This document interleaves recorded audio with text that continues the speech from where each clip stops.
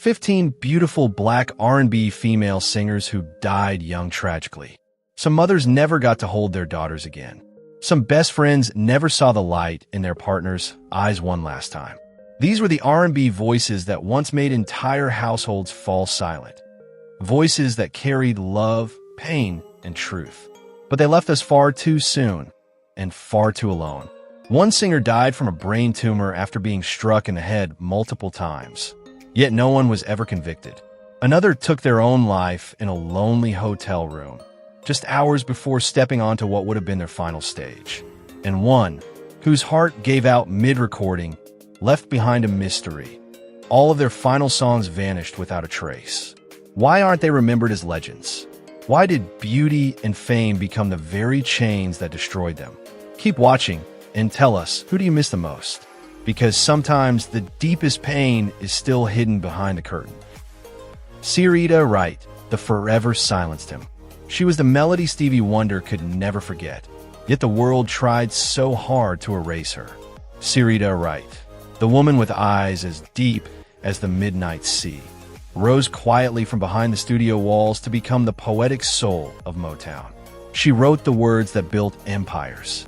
But after 1981, she vanished without explanation, and when she died at just 34, there was no public farewell, no final song, no closure. Whispers say she signed her own death warrant with an unreleased album, a haunting masterpiece titled The Garden After War. According to a close friend who spoke years later on a small podcast, the album was unlike anything Motown dared to release, a spiritual cry from a black woman caught between love, God, and betrayal. One song, Confession in the Green Room, spoke of a contract with a sex clause. Syreeta sent the demo to Motown. 3 days later, the project was canceled.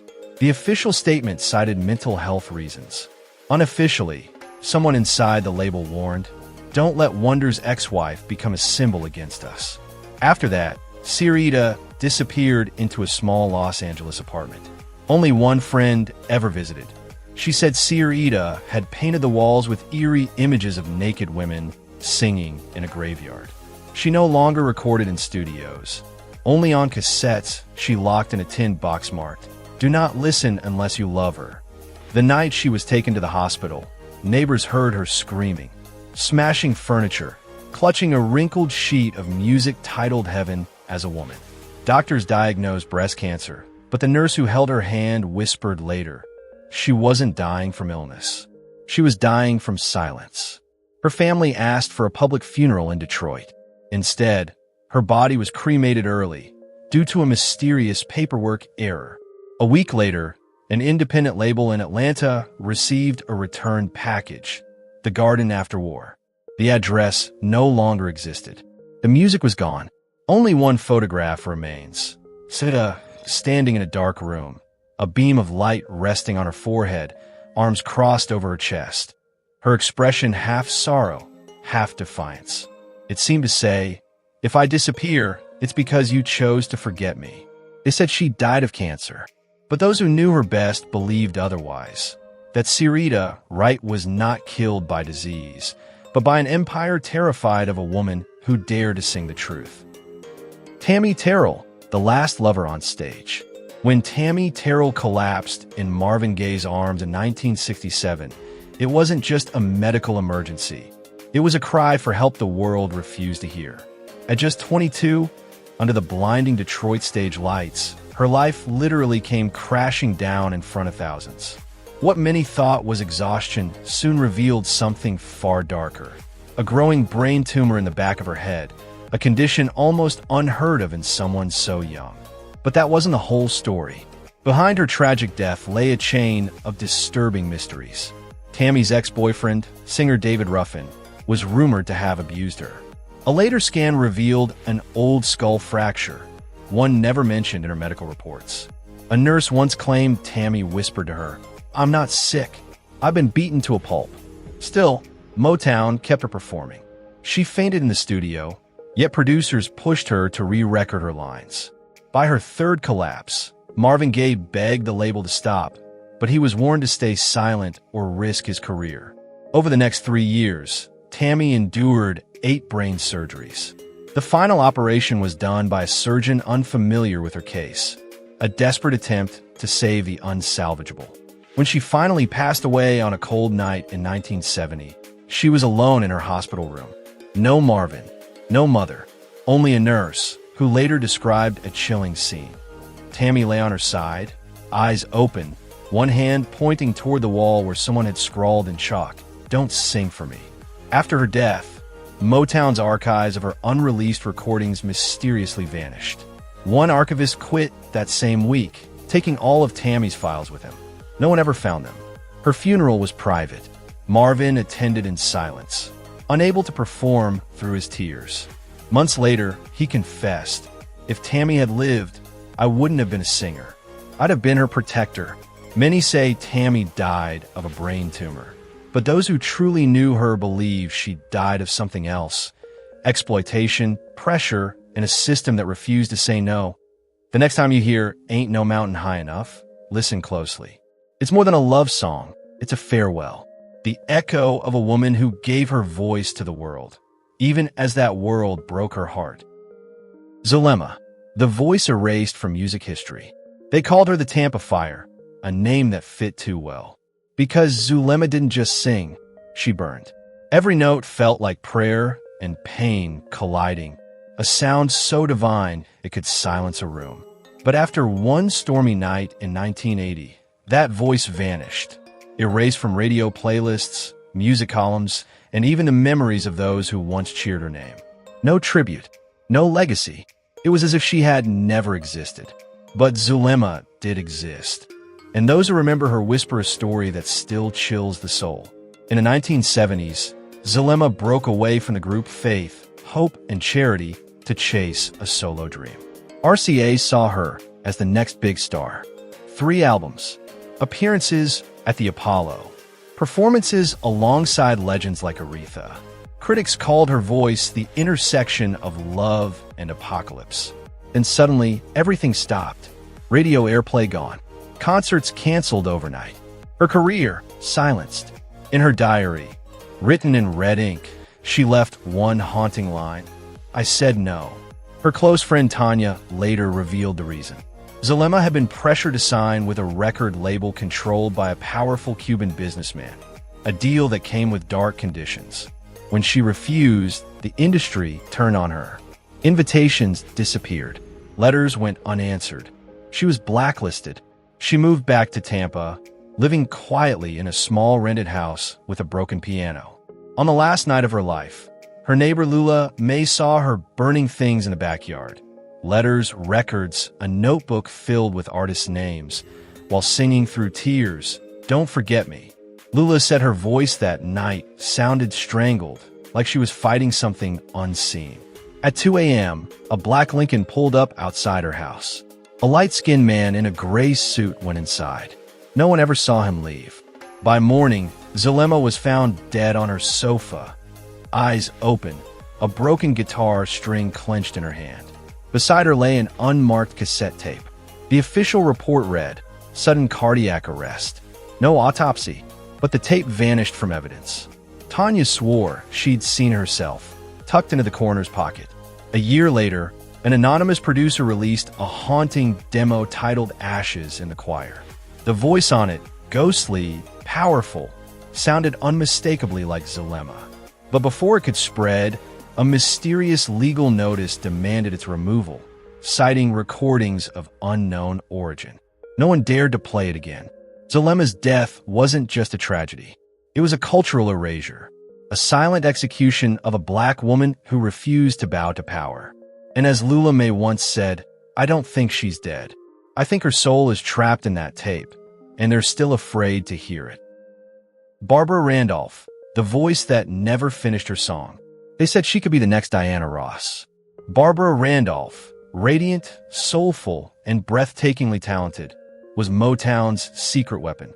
With a cinematic face and a voice that could shake a room, she wasn't just adored on stage. Even Hollywood had begun to take notice. But then, like a note cut short, she vanished.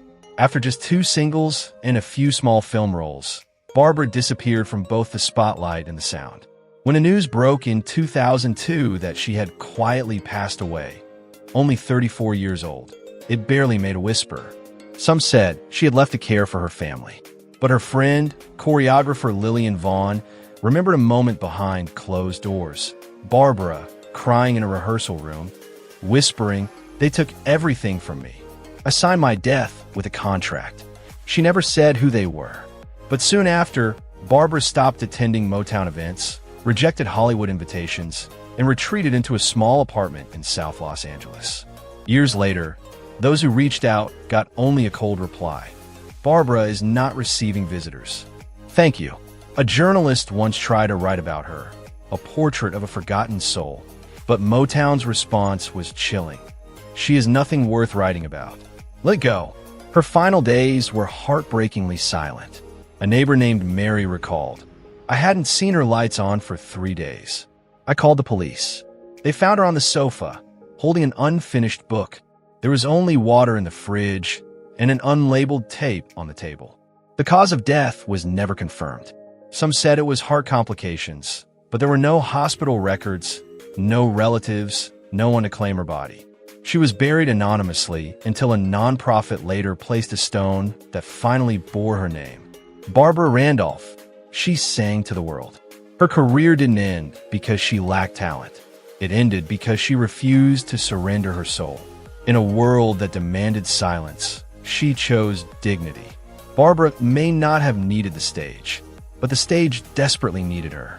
Her story is not one of regret, but of truth, a reminder that too many Black women were promised the light, only to be cast into darkness for refusing to sell their souls. Betty Everett, the woman who sang of love, yet never truly received it. Her voice carried the joy of the 1960s, lighting up jukeboxes across America with the Shoop Shoop song. It's in his kiss. Just a few notes, and an entire generation was swept back to its youth, to first dances, first heartbreaks, and dreams that felt endless. Betty sang with a sweetness and soul that made love sound eternal.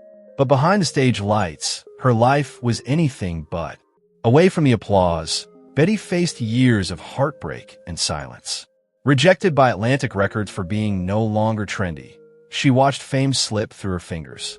Her short marriage ended in divorce, and a secret affair with a well-known male singer left her emotionally shattered when he abandoned her at her lowest. Those close to her said Betty laughed brightly on stage, but swallowed sleeping pills backstage, her smile hiding a storm. She once confided, "People love me when I sing, but no one loves me when the music stops." Doctors diagnosed her with severe depression and anxiety. On her final night, she phoned a friend and whispered, "I've chosen my last song. It doesn't need an audience." When her friend called back, there was no answer. The next morning, Betty Everett was found alone in her bedroom. The radio still playing her biggest hit, "It's in His Kiss." No note, no autopsy. Her family refused to speak publicly. Her old record label released a single line, "We mourn a voice that made a legend." No funeral was arranged. Instead, a small group of devoted fans gathered, the ones who still owned her 1964 vinyl records, to say goodbye. Betty didn't die because she lacked talent. She died because she loved too deeply in a world that didn't know how to love her back. Like so many Black women of her era, she was adored for her art, then discarded when she no longer fit the mold. Her voice still lives, tender, timeless, aching with truth. And if you're still listening now, it means your heart hasn't forgotten the ones who sang in pain, unseen and unheard. Thank you for not turning away. The next stories will move you even more. But tell me, do we only learn to love our legends once they're gone? Fontella Bass, the goddess who tried to save the world, but no one saved her. Fontella Bass, a name forever tied to one of the most electrifying soul anthems of the 1960s, Rescue Me. With that song, she became the radiant face of American soul, her voice a gospel storm wrapped in velvet. But behind the glory was a tragedy the world never wanted to hear. A rising star silenced not by time, but by betrayal. At her peak, Fontella's voice could move mountains. yet her power was controlled by invisible hands. When she dared to fight back, accusing chess records of robbing her of the rights to her own creation, everything crumbled. She never received a cent from the song that echoed across commercials, films, and TV shows. And when she demanded justice, her career was quietly buried. Her album was canceled, her name erased from the headlines. They didn't have to blacklist her, one journalist said. They just stopped saying her name. By 1968, the once glamorous Fontella had retreated to the church. She sang at fundraisers, taught poor children in Missouri for free, and gave everything she had left to music that no longer paid her back. But the silence around her came at a cost. Years of stress and hardship led to relentless health problems. She was hospitalized twice for high blood pressure. The third time, she refused treatment. She couldn't afford the insurance. She called me at 3 a.m., remembered Father Mitchell, her parish priest. She said, "If I die, tell the world I tried to sing for them." By the time surgeons finally operated, it was too late. Her heart gave out on the table. The official report said cardiac complications. But her close friend, gospel singer Bernice Jenkins, whispered another truth. Fontella didn't die of a heart attack. She died because the world didn't need her voice anymore. There were no famous faces at her funeral. Just her students, a handful of loyal fans, and a battered speaker playing Rescue Me beside her coffin. No label executives. No industry tributes. Only the haunting echo of the song that had once lifted millions of souls, now serving as her final plea. Fontella Bass had saved the world with her music, but when she needed saving, no one came. And like the last fading note of her greatest song, one question still lingers in the air. Who was left to rescue her? Renee Geyer, the white voice with a black soul. Renee Geyer was often called the voice without color. Born in Australia, she had fair skin but a voice that carried the fire and heartbreak of black soul music. In an era defined by boundaries, Renee crossed them effortlessly. Her sound didn't mimic. It embodied the spirit of R&B. Her voice was raw, aching, and true, capable of touching wounds she herself had never lived through. But behind that voice was a woman fighting a battle no one could see, against the industry, against addiction, and against the invisible walls of race and image. In 1981, Renee moved to Los Angeles, chasing the American dream of soul. She shared the stage with legends like Stevie Wonder and Chaka Khan, her talent undeniable. Yet, record labels hesitated. One producer admitted bluntly, white audiences didn't see her as one of theirs and black audiences loved her, but the industry didn't know how to sell her. She was too soulful for pop, too white for soul, a casualty of an industry that couldn't look past skin tone. As the rejections piled up, Renee's life began to unravel. Her assistant once recalled how she spent weeks living in her car after losing her contract.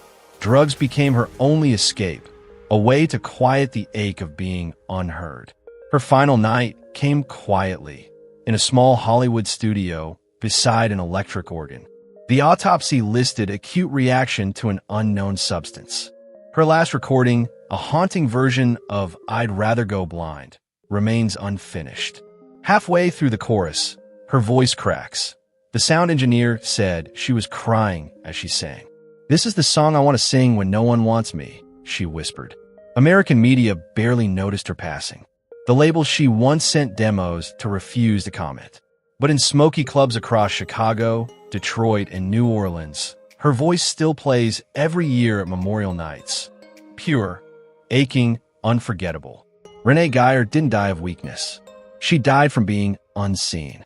And her story leaves a haunting question echoing through the halls of music history. How many voices have been silenced? Not because they lacked talent, but because they didn't fit the color of the market. Linda Jones, the girl who never woke up after a love song. She was pure, soul embodied. Her voice a whirlwind of emotion that could make the air itself tremble.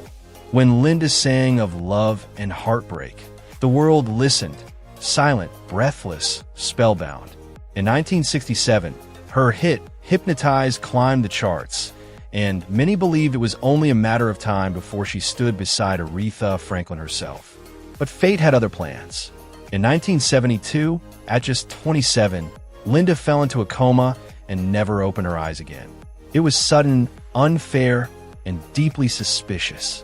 Diagnosed with type 1 diabetes as a teen, she fought to balance her health with an unforgiving industry that demanded constant performances.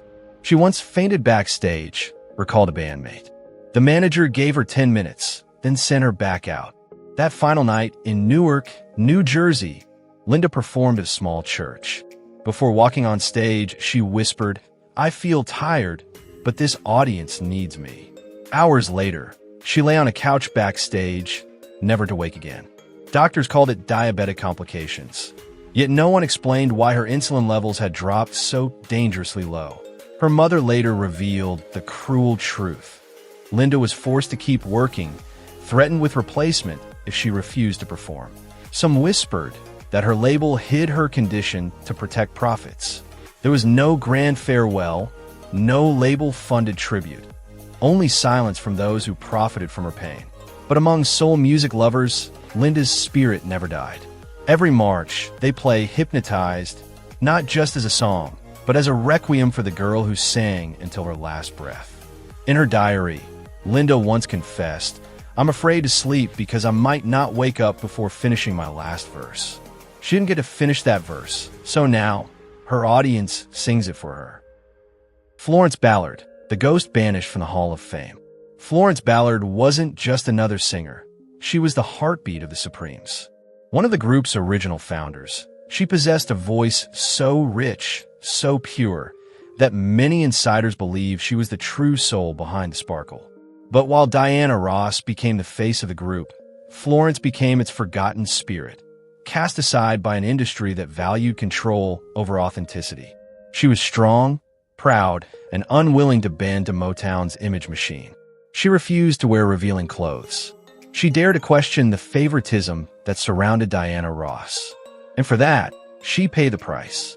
One Motown employee recalled that Florence was called into a private meeting after standing up to Berry Gordy. And when she walked out, her place in the Supremes was already gone. Her solo career was sabotaged before it could even begin. She was forbidden from using the Supremes name, blacklisted by producers too afraid to cross Motown's power. For the next 6 years, Florence fought to survive, raising 3 daughters, selling her belongings, and relying on welfare. The woman who once stood under the brightest lights now lived in the shadows. On her final night in Detroit, Florence sang softly to herself before falling silent forever. The coroner called it a heart attack, but her mother said something deeper. "My daughter died because she was deprived of what she loved most, the stage." No radio station played her songs. No headline mourned her loss. Only a wreath from Diana Ross, and a handful of fans playing Buttered Popcorn, the first song Florence ever led. Florence Ballard was not a ghost forgotten by time. She was the first soul exiled for demanding dignity in a world that only wanted her silence. And though the Hall of Fame may have turned its back, her voice, raw, defiant, unforgettable, still echoes wherever truth is sung. Phyllis Hyman, the silent queen of songs. Phyllis Hyman wasn't just a singer. She was the sound of heartbreak itself. Her voice, a deep, husky mezzo-soprano, carried the ache of midnight prayers, the loneliness of love unreturned. While others chased radio hits, Phyllis sang about pain, abandonment, and the quiet agony of being forgotten. Her songs didn't just entertain, they confessed. She conquered stages from Broadway to jazz clubs, signed with Arista Records, and collected awards. Yet behind the fame, there was always a shadow. Her smile never quite reached her eyes, as if she knew the spotlight was a trap, dazzling but deadly. On June 30th, 1995, hours before her scheduled performance at the legendary Apollo Theater, Phyllis checked into a New York hotel room and left behind a haunting note. "I've tried everything.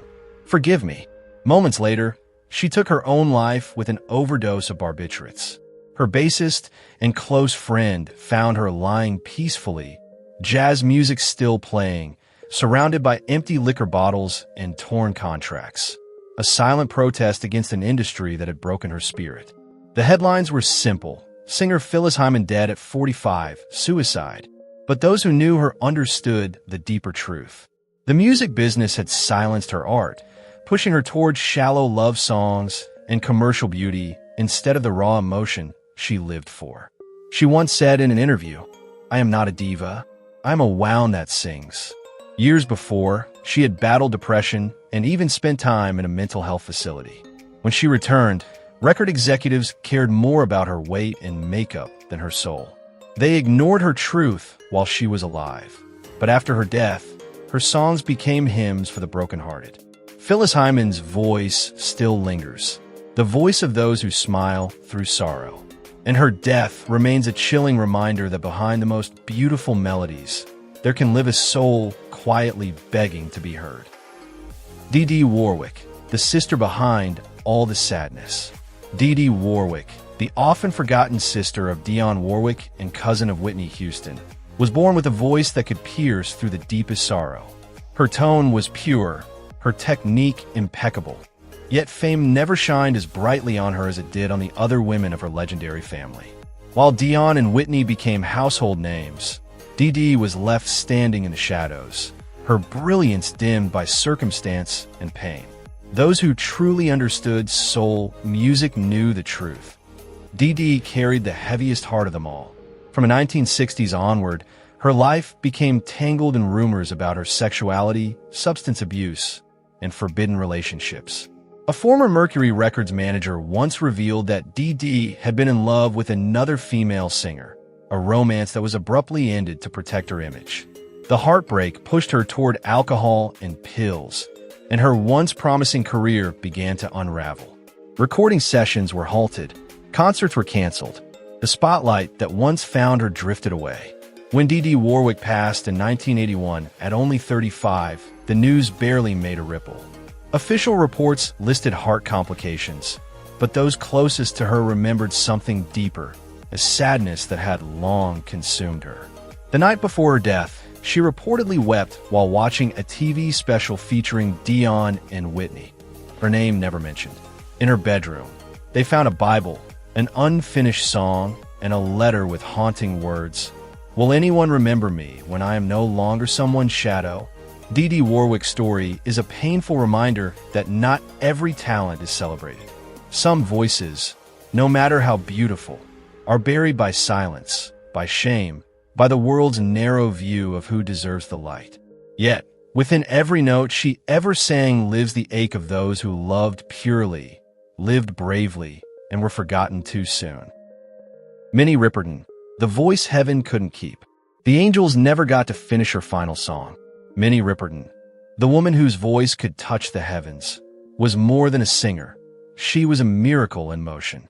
With her ethereal soprano that soared beyond imagination, she earned the title, the Voice of Heaven, and became one of the most extraordinary female vocalists of the 20th century. Her timeless hit, Loving You, wasn't just a song. It was a heartbeat, a lullaby, and a love letter to the world. But behind that beauty lay the quiet storm. Just as her career reached its peak, Minnie received a devastating diagnosis, terminal breast cancer. She was only in her early 30s. Yet instead of retreating, she chose to shine brighter. She recorded, toured, and even became a national ambassador for cancer awareness.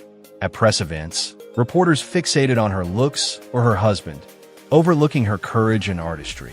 She didn't fear dying, one friend said. She feared being forgotten. The night before she passed, Minnie recorded a haunting demo called Here We Go Again. Her voice, faint but full of grace, carried a final whisper. If I disappear into a dream, keep this song. The next morning, she died in her husband's arms, surrounded by white flowers and unfinished music. Doctors said she passed peacefully, but a nurse remembered her last words. Not done. I'm not done. After her death in 1979 at just 31, regret filled the air. The world finally realized how much it had overlooked her. A black woman who not only redefined vocal beauty, but also fought fiercely for health awareness and dignity in an industry that rarely listened. Her daughter, actress Maya Rudolph, would later carry her legacy forward, reminding the world of the voice that once made angels pause. Minnie Riperton didn't live long, but her voice outlived time itself. She sang not just to entertain, but to awaken. And though she never finished her last song, her melody still lingers, urging us all to live as if we are that song she never got to complete.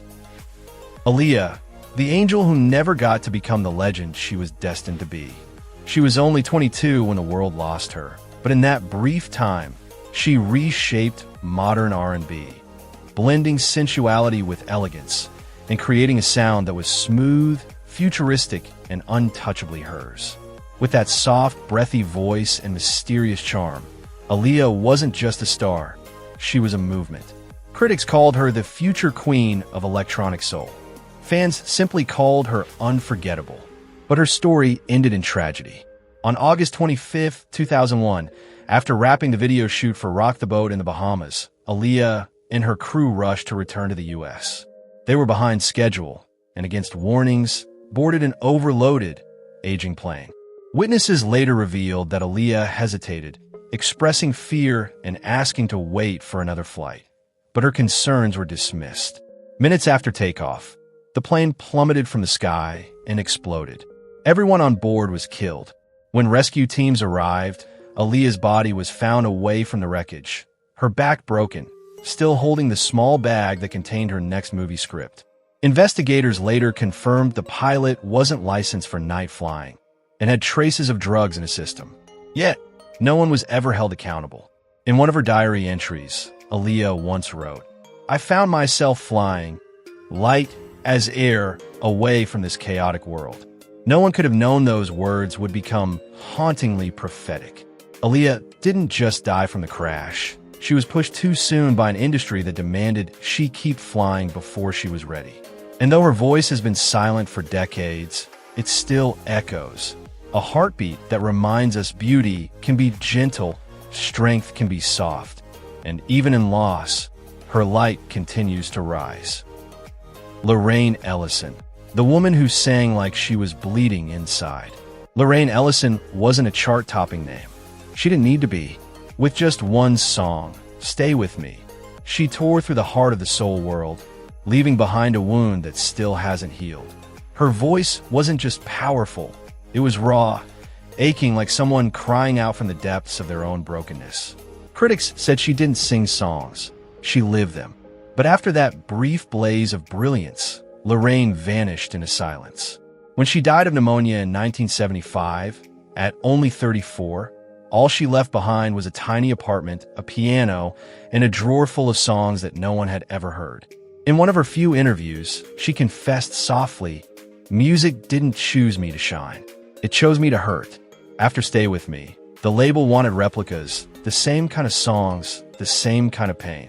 She refused. They dropped her. So she went back home to Philadelphia, living quietly with her mother, performing in smoky bars where only a handful of people still remembered her name.